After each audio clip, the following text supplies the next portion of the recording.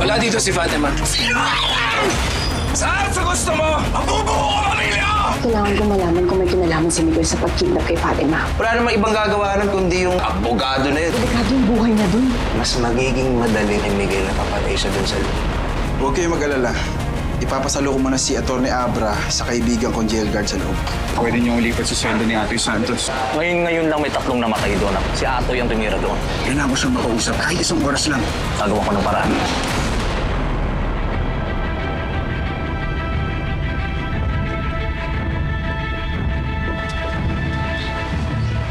Atoy Santos.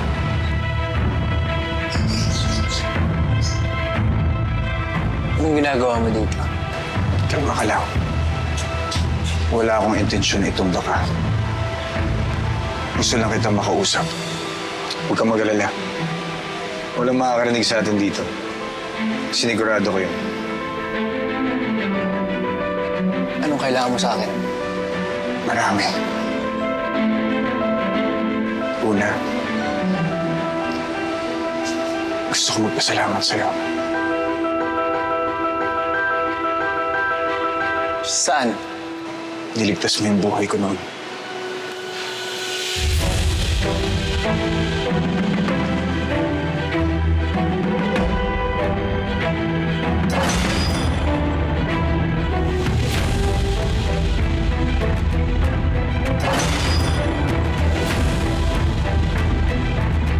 Norman? Norman de la Cruz? Tama.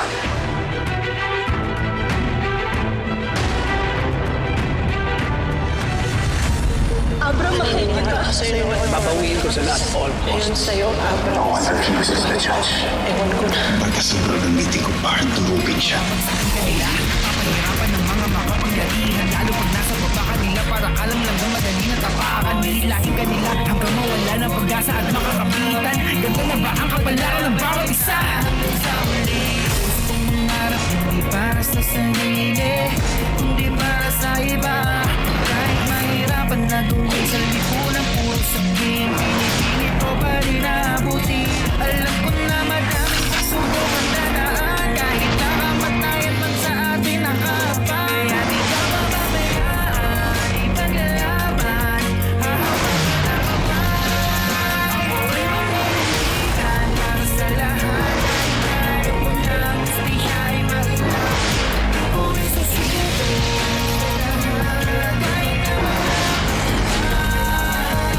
ako'y susuko paluhin ang napili ipaglaban kita hanggang sa muli.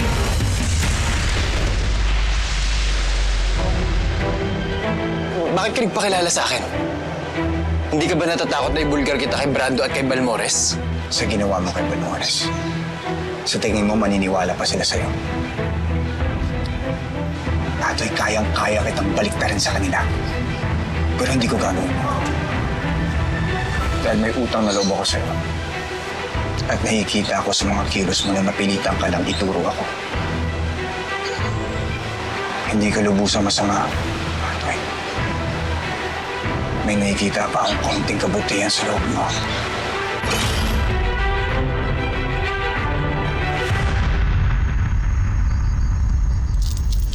Kumain ka na. Pasensya ka na, Nina. Mukhang matatagalan ka pa rito. Ano sabi mo? Sabi ko, mukhang matatagalan ka pa rito. Ayos ka! Ha? Sabi mo pag tinapos ni ate yung trabaho, papalihain mo ako! Yung gabing pinatay yung nanay ko, ikaw ang nag-iisang dahilan para magawa ko pa yung dapat kong gawin. Nabigyan ng katarungan yung nanay ko. Hindi pa uli, Atoy. Tulungan mo akong itama lahat ng mga mali na gawa ni Balmores sa mundong ito. Alam ko na may hawak na alas si Miguel sa'yo. Sabihin mo sa akin kung ano yun para matulungan kitang makalaya sa kanya. Alam mo naman ang kalakaran dito sa trabaho natin, di ba? Bawat minuto, nababago ang plano. Ay ka! Kahit kailan hindi ka namin tinraidor ni Atoy! Lahat ng binigay mong trabaho Alam mo namang malilitigan ako pag hindi ko susunod yung amo ko. Kung napatay lang ng mga tauhan ko yung si Atty. Espiritu, makakalaya ka na. O kahit si Atoy. Ano kapalit? Sabihin mo yung katotohanan sa harapan ng batas at sa lahat ng taong bayan ng Rosario. Pag-isipan mo mabuti yung mga sinabi ko, Atoy.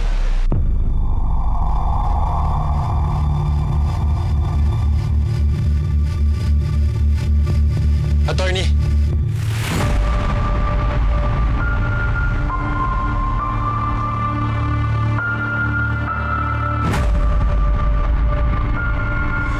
Mapatay kayo ng mga inosenteng tao. Noon, kahit ganyan lang kayo ni Atoy, may prinsipyo kayong pinaglalaban. Mga talong-aklong na kriminal ang pinapatay nyo, di ba? Buhay ko, pati na rin ang pamilya ko ang nakataya kapag hindi ako sumunod. Wala mo lang! Tama na. Wala naman ako kabalan! Si Nina. Siya ang karelasyon ko. Hawak siya nila Atty. Aguirre. Sana matulungan mo akong mailigtas siya.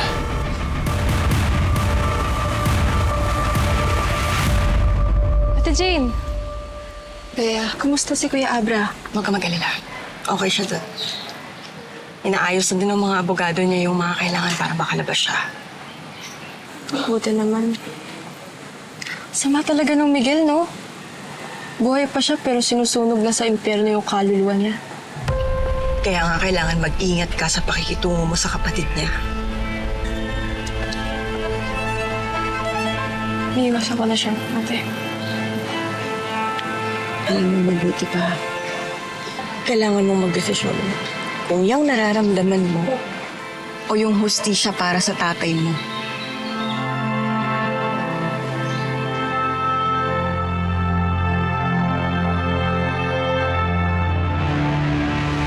Pinalabas ko na lang sa report na yung tatlong tumira kay Atoy, sila nagpatayan. Kailangan manatiling credible witness yan si Atoy lamang kay Abra. Pag nalaman ng media na ganun lang kadali para kay Atoy na pumatay, baka kay Abra papapunta yung simpatsya ng mga tao. Pero sino ang nag-utos na patayin si Atoy? Hindi kaya si Brando.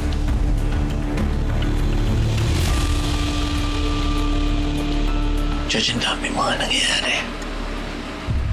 Sinasamantala ng mga giring pagtulog mo. Sorry, Judge, pero si Fatima nadakip nila. Pero huwag kang mag-alala. Babawiin namin para sa'yo. Tapos yung soil mo, manugang. Ano man ang ginawa? Pinakulong si Atty. Abra. Sabi niya, si Atty. Abra daw ang nagpabaril sa'yo. Sana lang hindi totoo. Dahil kung totoo yan, ako mismo ang gigit sa kanya. Yung nagturo sa kanya. Si Atoy, yung hitman. Nagtatrabaho ko na.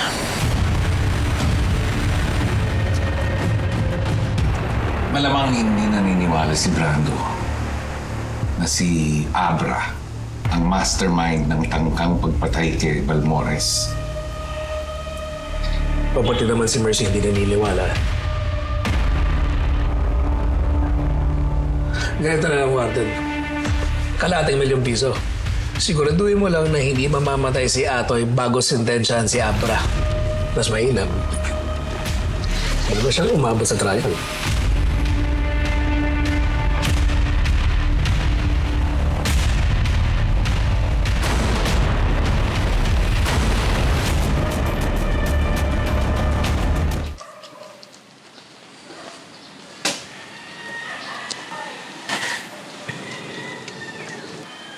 Kumusta ka, Bea?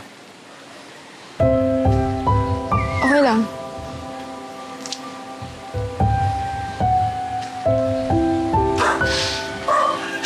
Saan ka nakatira ngayon? Sa tita ko. Tinutulungan ko silang magtinda ng groceries nila. Ikaw, saan ka? Umuupa ako sa apartment. May English tutorials ako online.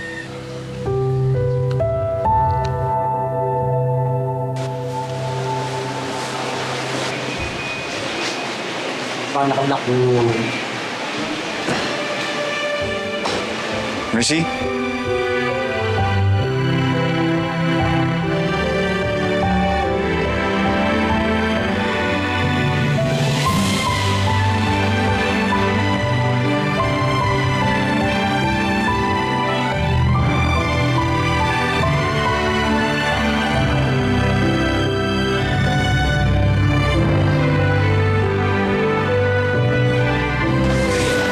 Salamat sa paglalaro.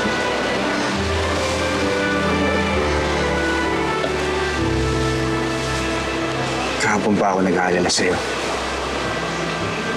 Kamusta? Walang saglit na hindi ko siya iniisip. Walang sandali na hindi ako nag-aalala tungkol sa palagayan niya.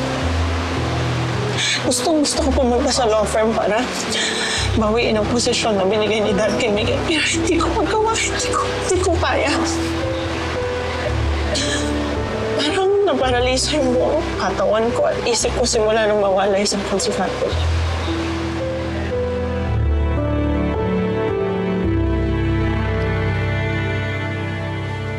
Bea, bakit di mo sinasagot yung mga tawag ko sa'yo? May nagawa ba ako sa iyong kasalanan?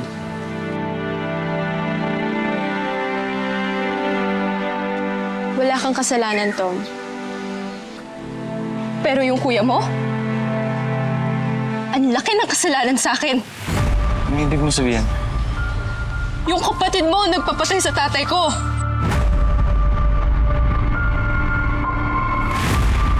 Ganyan ba talaga kagulo ang mundo niyo ni Dad? Abogado ka! Negosyante si Dad. Di ka naman sindikato. May mga gustong pumatay sa inyo. Sino ba talagang kalaban niyo? Huwag mo na kasi alamin eh!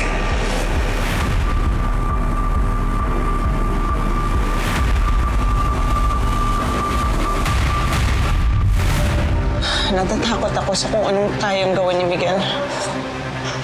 Lalo na ngayon na alam niyang hindi niya anak si Fatima. Tulungan mo ako, Abra. Please, bawiin natin si Fatima kay Miguel. Pangako ko sa'yo. Gagawin ko ang lahat para mabawi ang anak natin.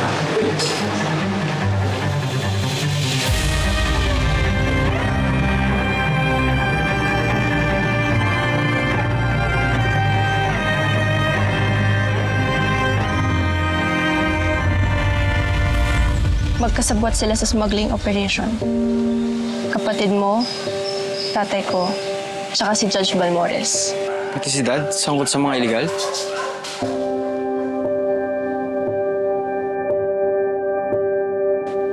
Tatay ko yung nagpupuslit ng mga illegal. Tapos nagkamali siya, kaya siya pinalitan.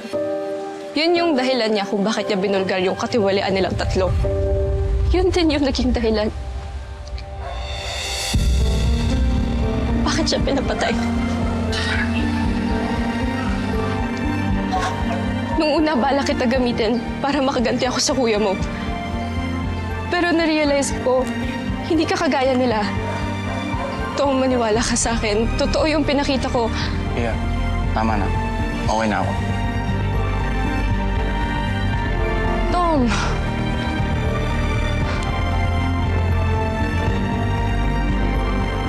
Attorney, Jess Santa Ana. maraming salamat. Yes, Attorney Abra. The law is on your side. Mabilis na kumbinsi ang judge na i-grant ang bail petition natin dahil hindi matibay ang evidence of guilt laban sa'yo. Maraming salamat. Ikaw na ba yung haharap dun sa hearing ko sa korte? Oo. Naghahanda na ako ng matinding depensa. Kaya huwag kang magkalala. Maraming salamat.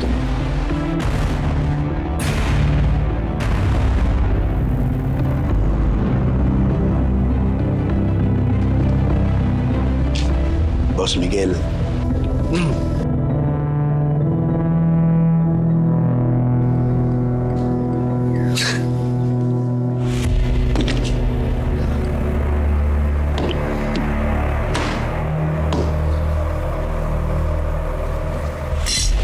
Nakalabas yung hayop na attorney na yun.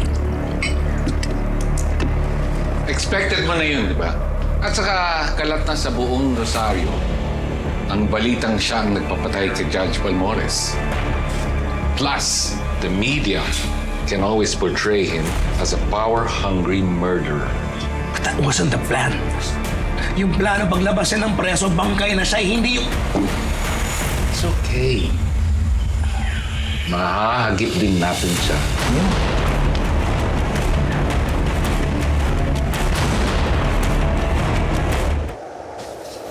Don't despair. Kahit nakalabas si Abra, mahina na siya. Tanggalin mo na siya sa isip mo. Look at the bright side.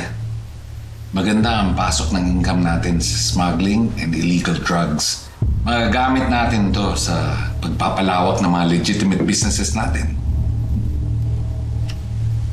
You're so right. Gagamitin natin ang lahat ng pera makukuha natin to buy influence and power sa buong Rosario. Malapit ang election. Kailangan lang natin siguraduhin na may tao tayo sa bawat local position, especially yung pagkaka-governor. Dad, tayo na ang magiging bagong Panginoon ng Rosario. Cheers.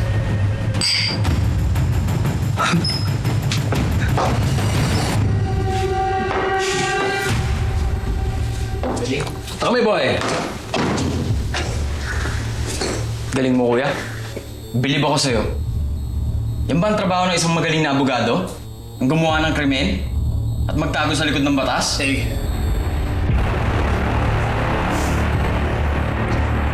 Ito ba?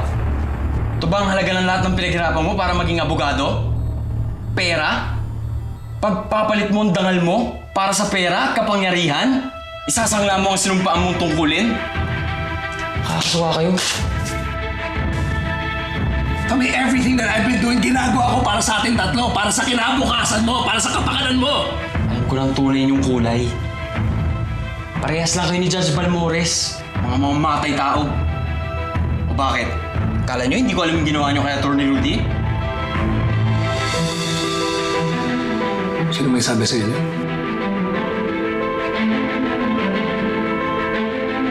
Are you serious? Tom? Makikinig ka sa ibang tao? Kesa sa pamilya mo? Nilalasan lang nila yung utak mo, hindi mo ba nakikita? Kayong matagal na lumaso sa isip ko. Hindi siya. You take that back!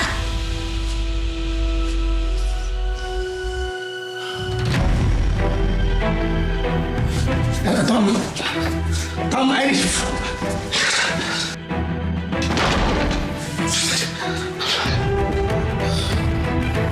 Ano ang gagawin? papatayin ko yung babaeng yun eh! Sino? Sino ba? Yung anak ni Rudy! It's this girl's fault! This Pia Magsino! Ako na killer! Papatayin ko talaga yung babae yun eh.